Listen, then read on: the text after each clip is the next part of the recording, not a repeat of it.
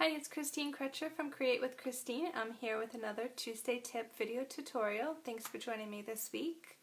I have a just quick and simple card this week featuring the Retiring Special Celebrations stamp set from our annual catalog that ran 2019 to 2020. So here's the card we're going to make. I'm sorry that the text is backwards. And I am using the Retiring Parisian Blossoms Designer Series paper as well. And I'm also playing along with the Casing Tuesday sketch, so there is a card on page 7 of our mini catalog with the little golfer guy right here, and that's the card that we're playing along with this week. So let me point my camera down, and hi Linda, and don't get dizzy now. So here's my card that we're going to make, and let's go ahead and get started. So here's the stamp set, which is Special Celebrations, and it's comes in 2 sets. It's still available on our retirement list.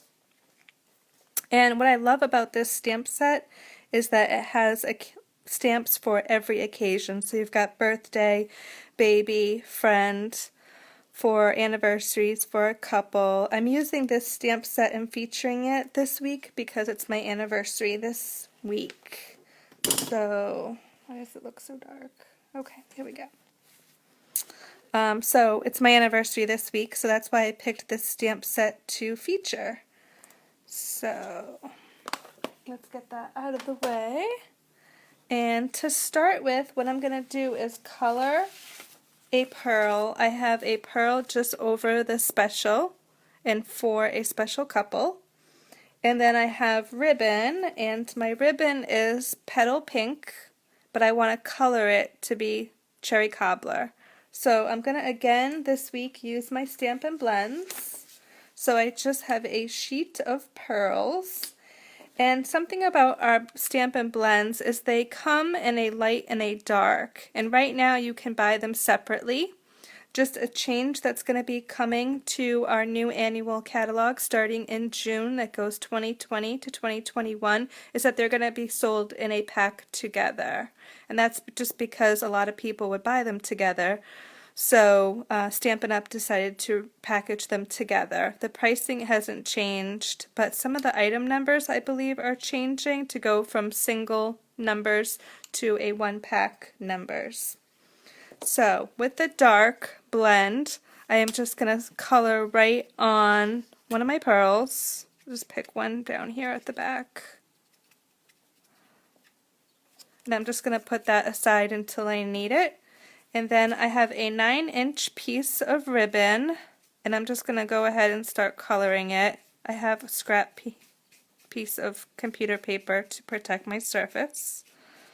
So when I did this earlier, I did get a little bit of ink on my finger, so just try to be careful and then set this aside. It should dry pretty quickly. That's why I'm kind of doing this step first. But the paper that I'm using, the Parisian Blossoms, it's got Petal Pink and Cherry Cobbler. So I thought it'd be fun to go from Petal Pink to Cherry Cobbler. Okay, so I'm going to carefully put that aside to dry, and then I'm going to do my stamping. Now, on my sample that I'm showing here is I stamped in Petal Pink ink, but I really wanted to stamp in Cherry Cobbler. But my Cherry Cobbler, I think, has something called the Creepin' Crud. So it's just not stamping well. I tried to re-ink it, and that didn't really help it. So I think it's a lost cause. It needs to be replaced. But that's okay. Most of my ink pads are pretty well loved.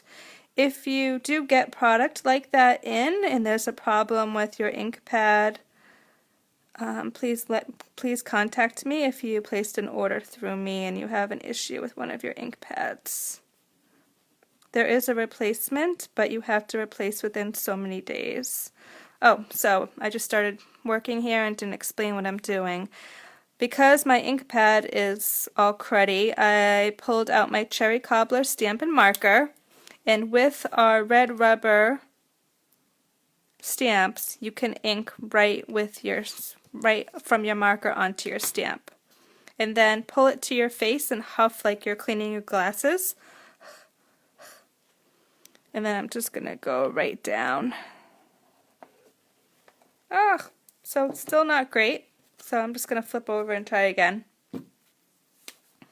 I realized with this stamp, it's one of our old rubber ones. So I was getting a line when I stamped, so I'm going to try to kind of go at an angle. That's a little bit better.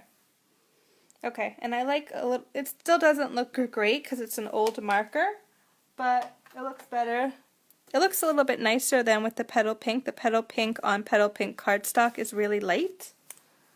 So I did cut this piece out previously with our rectangle stitched framelits or dies, and this piece of Petal Pink cardstock was 1.5 by 3.5. And let's bring over the other pieces of my card. I have a Petal Pink card base, which is just our standard card base, 4.25 by 11, folded in half at 5.5, score at 5.5 and cut. And then I have a piece of cherry cobbler, and this piece is 3 7/8 by 4, and I'll post all the measurements below. But this piece I embossed it with the Parisian Flourish 3D embossing folder. So I'm just going to throw this on with a little bit of liquid glue. Hi Kathy, thanks for tuning in. So I'm just going to put this on with some liquid glue.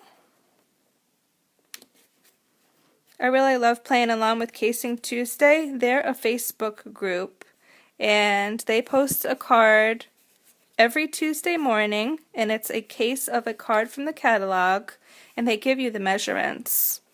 So it's like kind of one of the things I've been doing on Tuesday morning lately. I used to play along a lot, but then I kind of fell out of playing along. And then I have a piece of the Designer Series paper. I picked the fleur-de-lis print because I did get married in New Orleans, and so I thought this would be great for my anniversary this week. So I'm kind of making a card for a special couple for myself. So, too funny. I'm just going to throw this on with a little bit of Snail Adhesive. This designer piece is 3.25 by 4.75. So this is a great sketch. Change the paper or do a different background. They had like a golf background, and I was like, I'm not doing all that. I'm just going to put some Designer Series paper down. Okay, and let me bring over my ribbon. The one thing about coloring it with blends is you kind of find after it's kind of stiff, which is actually fine. It's not bad. And I'm just going to put it down towards the bottom. I just figure out kind of where I want it. And I'm going to put the ribbon down first. So you can use mini glue dots. I don't have any handy, so I'm just going to use Snail. Put a little bit of Snail down to tack my ribbon. Put a little bit more to tack in the middle. And then for my sentiment, I can pop this up on mini Stampin' Dimensionals. Now you can see my mistake if you didn't catch it earlier. And you can also go back and watch the replay if you didn't catch the very beginning.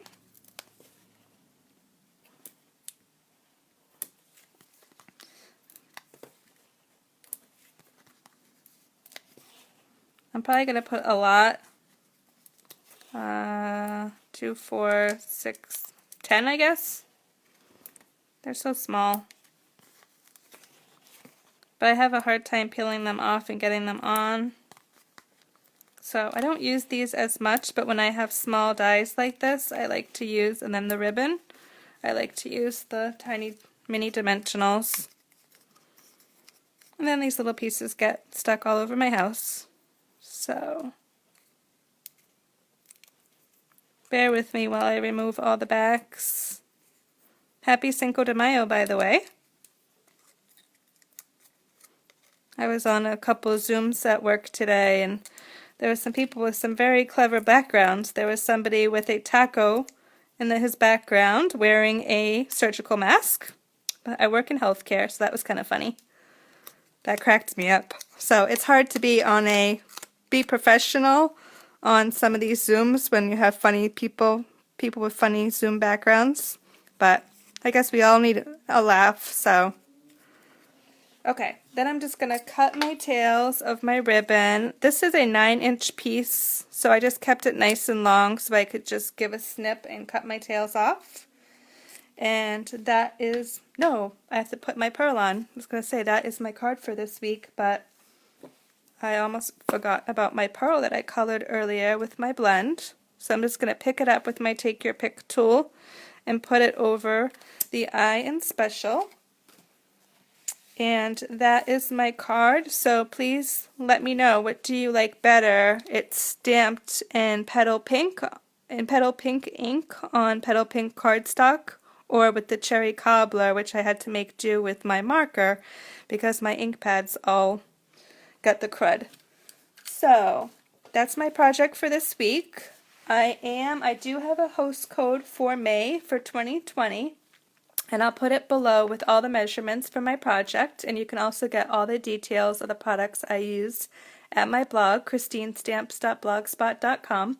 My May host code is DNHCGY4J, and if you place an order over $25, you're going to get 3 make and take projects from me, featuring our Peaceful Poppies Designer Series paper.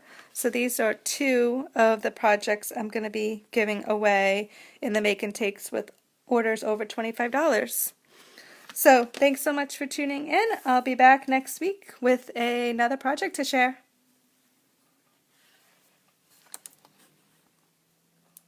Have a great week.